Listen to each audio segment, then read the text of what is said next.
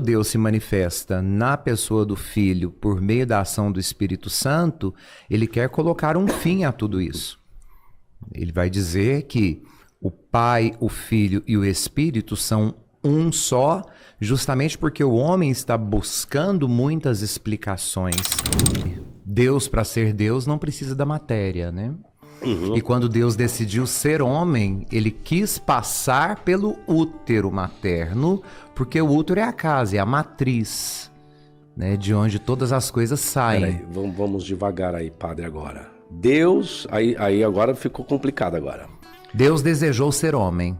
Peraí, então Jesus é Deus? Jesus é Deus. E o pai dele é quem? O pai dele é o próprio Deus.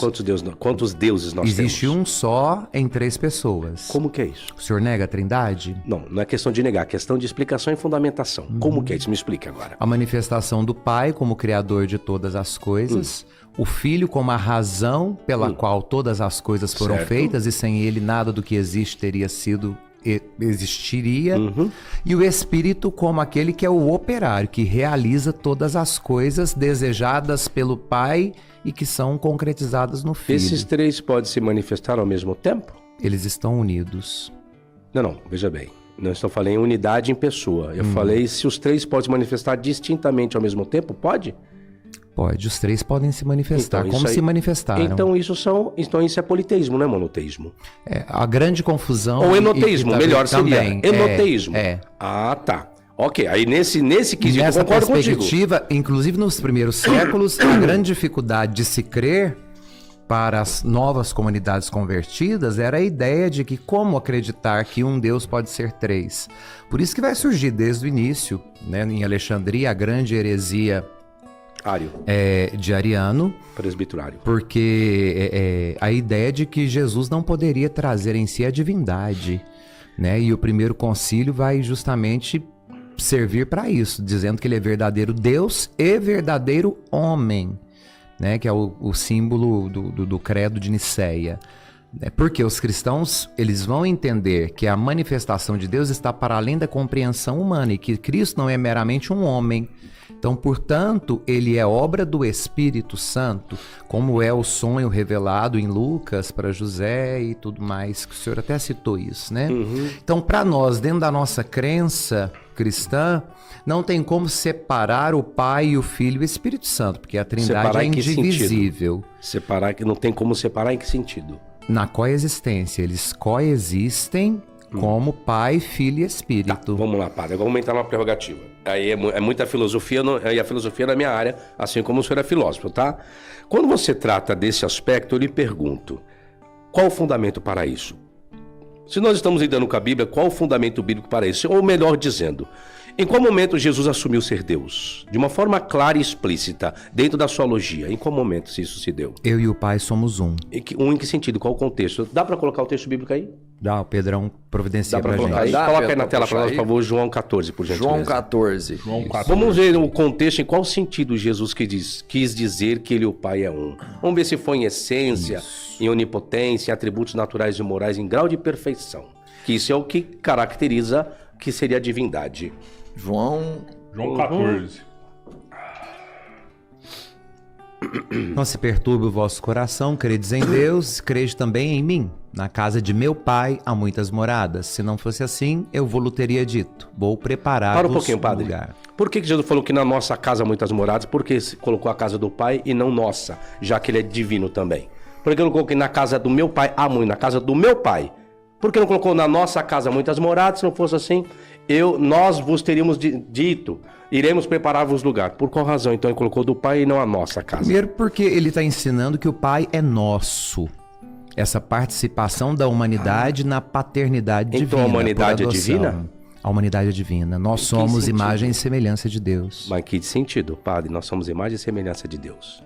Naquilo da potencialidade do bem, da unicidade, da bondade, de ser perfeito, de buscarmos a beleza, a unicidade, o belo e o verdadeiro, que são os atributos divinos. E o mal, onde entra nesse requisito? Porque nós somos mal também. Quando eu deixo de praticar o bem. Porque o mal não é uma essência, o mal é uma ausência. O mal é uma ausência. A ausência do A bem. mentira seria o quê, padre? A ausência da verdade. Deus poderia mentir? Nunca.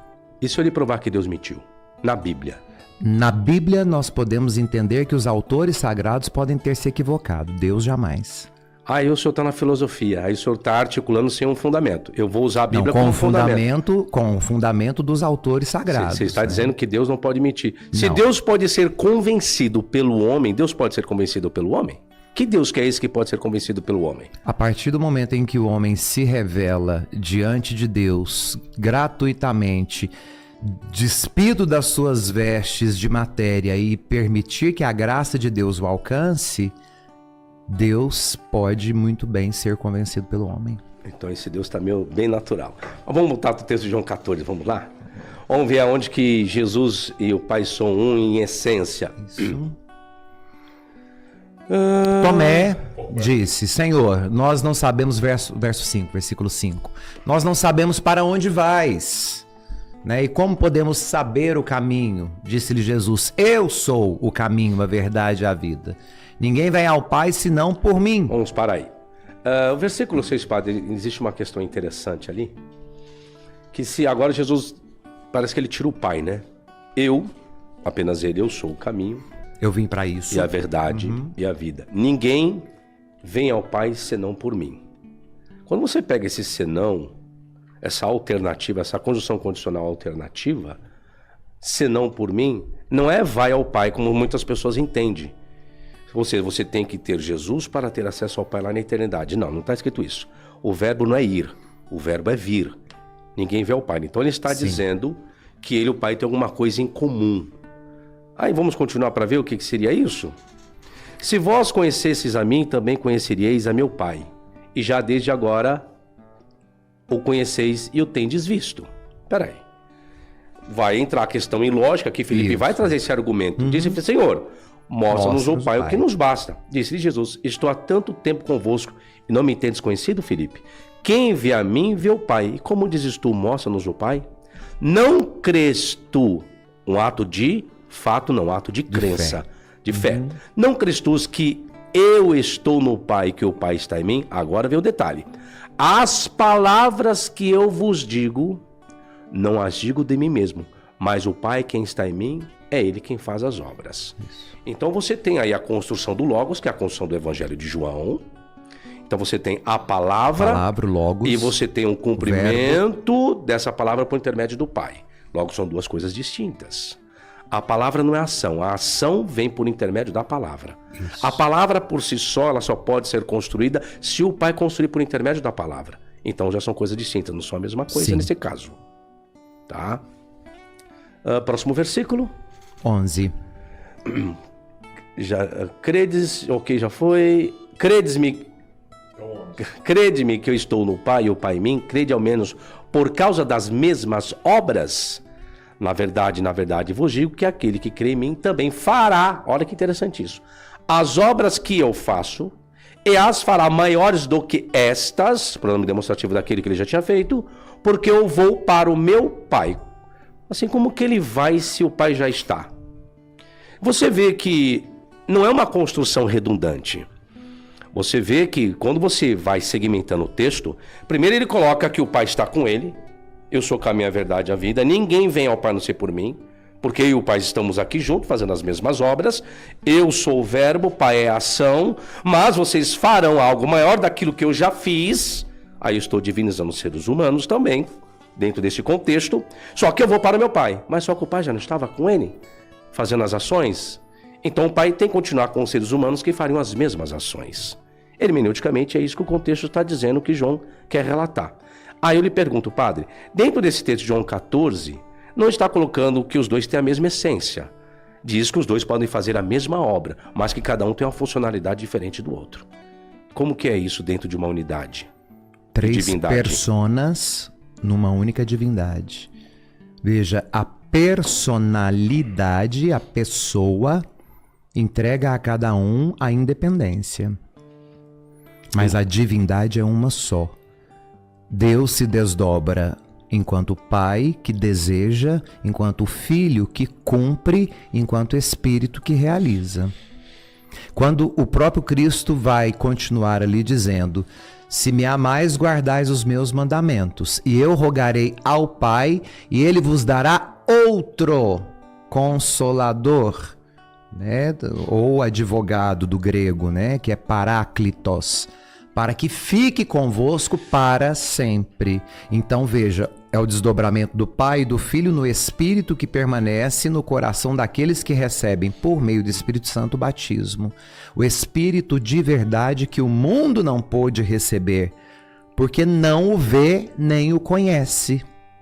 Então, aqueles que não viram o Espírito e que não tiveram a experiência do Espírito, podem negar a sua existência, não o viram e não o conhecem. Mas vós o conheceis. Por quê? Porque o Espírito, assim como o Pai está no Filho, e o Filho está no Pai e no Espírito, e o Pai está no Espírito e no Filho. Então, essa aliança que é ininterrupta entre Pai, Filho e Espírito é a aliança trinitária que nós contemplamos na pessoa do Filho que foi dado a conhecer, porque assumiu a matéria humana e se tornou gente como a gente. Então, no Filho, nós temos a presença do Pai, o rosto humano da divindade. No Filho, nós temos o rosto divino. Através do Filho, nós temos na humanidade o rosto divino de Deus. Então, o que nós pregamos é que no Cristo nós temos as duas manifestações: o rosto humano de Deus e o rosto divino do homem. Vamos lá, Padre, se os três têm a mesma essência, por que Jesus tem que rogar ao Pai para enviar outro Consolador, se os três sabem quais são as suas devidas funções que devem ser praticadas? Logo, não existe razão de eu solicitar algo daquilo que todos já sabem o que tem que ser feito. Você vê, por mais que eu tenha uma linguagem humana, que é isso que o escritor quer fazer, por mais que eu faça uso do antropopatismo ou do antropomorfismo em termos de figura de linguagem, eu tenho essa problemática. Igual eu te coloquei, a trindade dentro de um enoteísmo, sim, é possível nessa concepção. Aí eu só tenho um problema, eu não vou conseguir colocar os três na mesma essência, porque dentro da concepção enoteísta, eu tenho que colocar que existe um soberano que comanda os outros dois. Porque a trindade que é explícita, que alguns ensinam dentro da academia, é que o Pai, o Filho e o Espírito Santo são três pessoas distintas, não são deuses distintos. São pessoas distintas contendo a mesma essência, homoioteleuto, né? Com homoioteleuto, que algumas pessoas, homoiousios em grego, querem colocar a mesma essência ali. Três pessoas distintas. Quando você faz isso, três pessoas distintas com a mesma essência, isso é politeísmo. A mesma substância. Aí é politeísmo. Agora, quando você coloca alguém que comanda, que é o que João está colocando dentro do capítulo 14, aí você tem a construção enoteísta. Isso eu não negaria. Por quê? O enoteísmo é uma concepção de crença muito antiga desde o período dos cananeus. Desde o deus El, do panteão cananeu, que onde depois originou-se o tetragrama, que foi então atribuído Deus para a nação judaica. Aí eu concordaria. Agora, entramos nesse assunto para entendermos a concepção virginal. Aí nós temos um problema grave. Vamos supor então, realmente, que a concepção não está errada, a concepção está certa. Nós temos o ato sobrenatural. Se nós temos essas três essências, o Pai, o Filho e o Espírito Santo, aí vem a pergunta: se os três estabeleceram as leis para conduzir um povo escolhido, que é o povo israelita, se um escolheu, logo os três concordaram com essa escolha. E se as leis foram implantadas para essa nação, logo foi aquilo que os três acordaram. Aí se torna confuso porque os três deram leis, aí ao mesmo tempo alguém vai e quebra essa lei. Ou seja, Maria era noiva de José. É o relato bíblico. E se ela apareceu grávida, existe um peso muito grande dentro da lei, que aí nesse caso ela teria que ser apedrejada. Aí vem a pergunta: então o Espírito Santo foi e quebrou a lei que ele mesmo estabeleceu? E como que depois Deus pode exigir algo legal mediante a humanidade se eles mesmos, os três, quebraram a própria lei que eles mesmos criaram e desenvolveram? Como que se faz dessa forma? Quem cria a lei são os homens para justificar as suas atitudes, né? Inspirados, obviamente. Agora você para em torno da hermenêutica e saiu da filosofia. Que nós temos que entender, e o senhor sabe bem disso, né? E para quem tem em casa, que é interessante a gente explicar isso. Quando nós falamos, né, que a lei é criada por Deus, nós estamos atribuindo esse poder humano como se Deus tivesse manipulado a história para favorecê-lo. E nós precisamos entender que o código que é criado pelos homens, ele é um código muito mais constitucional e civil do que um código divino, porque ele precisa de trazer luz para esse povo que estava se formando no deserto. Então, tanto a primeira lei quanto a segunda lei, o Deuteronômio, vão nos trazer claridade sobre aquilo que as tribos precisavam manter como verdade para que sobrevivessem unidas numa terra nova. Eles vão entrar numa terra nova, que eles vão chamar de prometida, e era preciso ter uma lei comum a todos eles. Então cria-se aos pés do Sinai a primeira lei, e depois do exílio da Babilônia isso tudo vai ser ressignificado, né? E ali vai surgir então essa ideia que pode beirar a ideia da divindade politeísta, porque todas as comunidades até então eram politeístas e, curiosamente, baseada em 3 divindades, né? Desde o Egito até a Nova Canaã, o Israel pós-exílico. E quando Deus se manifesta na pessoa do Filho por meio da ação do Espírito Santo, ele quer colocar um fim a tudo isso.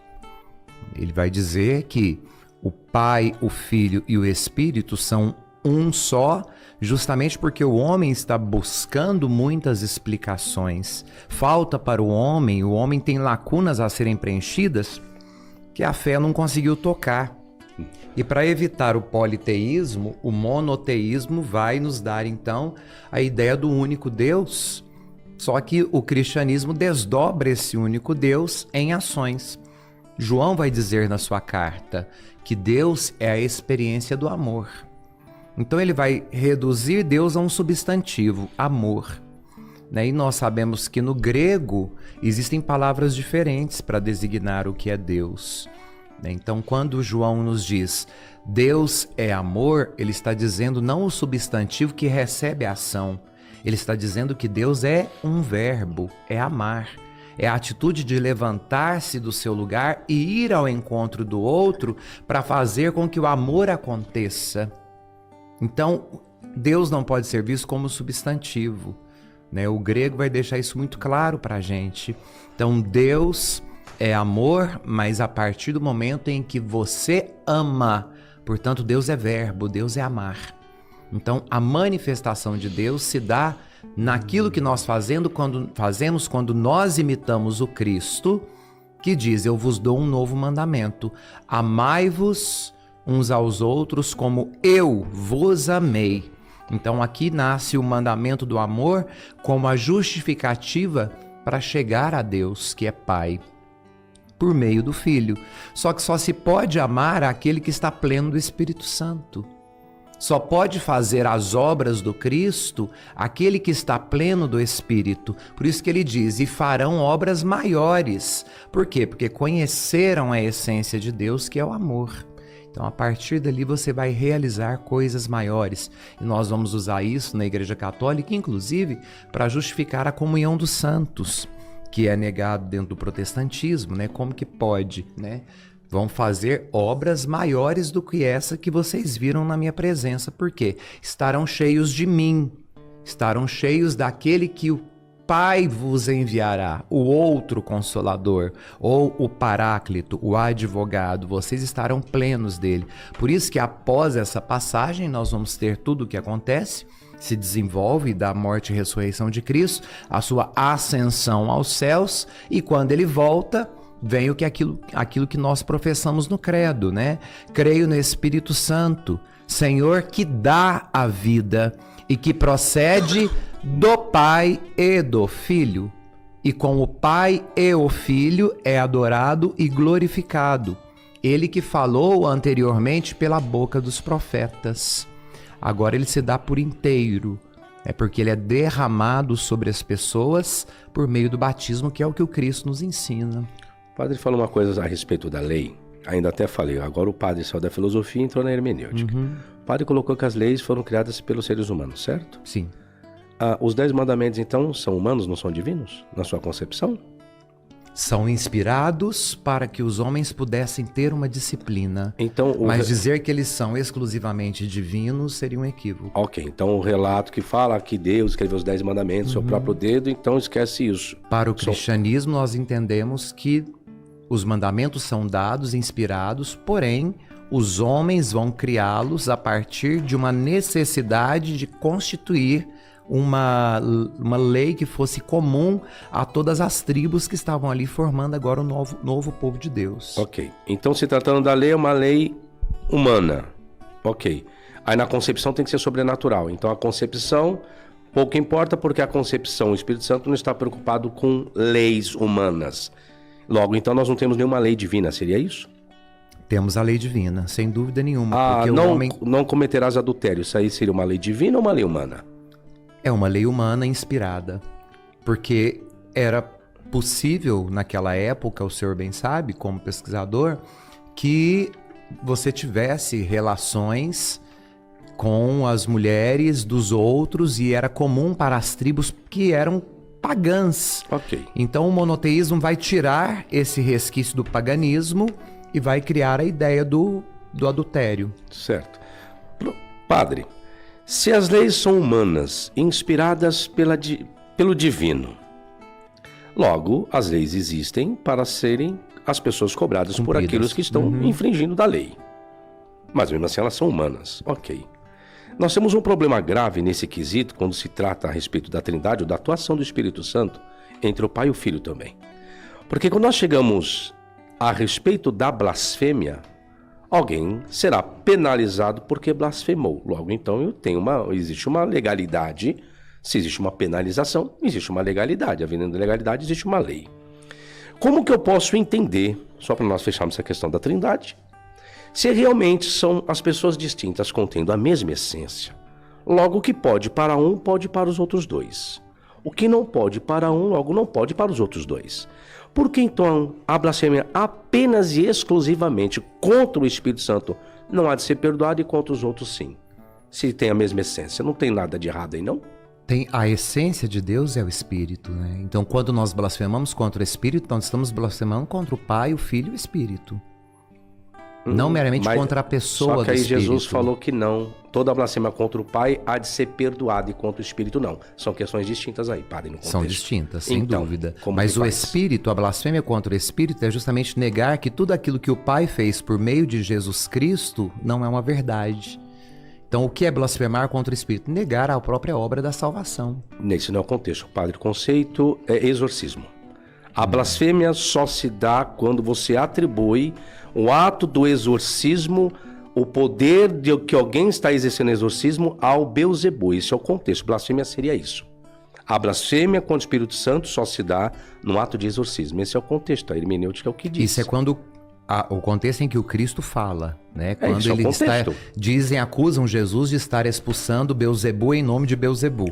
Esse é o contexto. Se eu colocar qualquer outra coisa que seja blasfêmia fora desse contexto, me desculpa, eu estou criando uma heresia.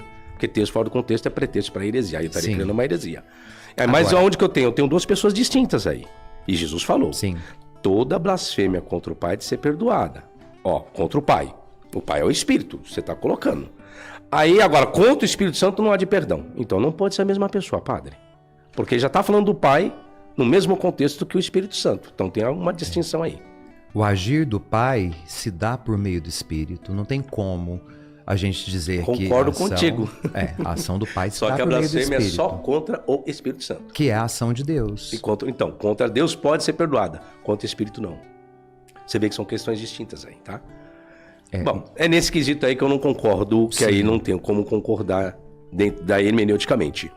Voltando ao caso de Jesus, da sua concepção, então, o que eu entendi pela pessoa do Padre, as leis são humanas, logo o adultério é uma lei humana, entretanto inspirada por Deus, mas o sobrenatural ultrapassa as leis que ele mesmo inspirou. Seria isso então? O sobrenatural a partir do momento em que nós damos abertura para que aconteça a temática religiosa. Deus criou o céu e a terra. E eis que a terra estava sem forma, ou seja, caótica.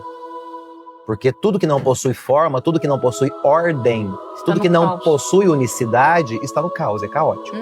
Então, no princípio, Deus criou a terra. E eis que a terra não tinha forma, estava caótica. E agora vai surgir uma segunda pessoa, um segundo elemento, um segundo sujeito. E o Espírito de Deus pairava sobre as águas. A água, que na linguagem bíblica significa elemento de transmutação, mudança. Mudança. Daí o batismo. Daí o batismo. Passar pelas daí águas. atravessar as águas, romper o rio, romper o mar vermelho, romper as águas da vida. E se elas quiserem te sufocar, afundar. segura na mão de Deus e vai. Porque a água da vida não mais é do que o excesso de ego. Por que Pedro afunda quando está saindo do barco? Porque ele começa a olhar para si mesmo. Porque ele olha para ele. Mas quem chamou Pedro? Foi Jesus. Jesus. Manda que eu vá ao teu encontro. E Jesus fala, vem. Enquanto Quem os chamou olhos foi a dele voz de estavam Jesus. fixos, Enquanto ele olhou para Jesus, ele andou sobre a água. Quando ele olhou para si mesmo, ele teve medo. Por quê? Olhou para o ego. O chamado é de Deus, não é nosso. A resposta é nossa. Eu escolho se eu olho para Deus ou se eu afundo.